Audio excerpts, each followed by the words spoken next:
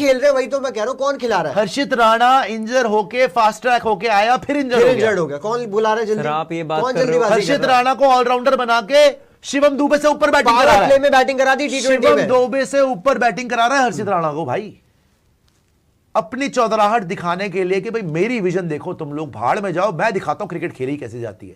ابے ہم پھانسی لگا لے کہ کیا کر رہا ہے بھائی تو. اکشر پٹیل کبھی اوپر آ رہا ہے, کبھی نیچے آ رہا ہے, کبھی شیوم دوبے اوپر جا رہا ہے, کبھی واشا. آج کی ڈیٹ میں ایشان کشن کی پوری سیریز میں فارم لیے یار, کوئی مطلب برین لیس کلو لیس ڈیسیژن.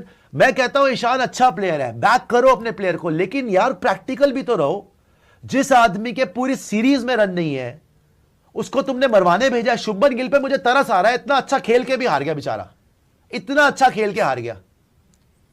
کچھ تو انجریز کا. میں تو یہ پوچھتا ہوں بھائی بومراہ کرنا کیا چاہتا ہے یار؟ تمہیں جب پتا ہے کہ بومراہ اتنا انجرڈ رہتا ہے تو تمہیں کوئی سینئر پلیئر لے جانا چاہیے تھا. جو لوگ بولتے ہیں گمبھیر کی غلطی ہے, بھائی کلدیپ کھلاتا نہیں, سراج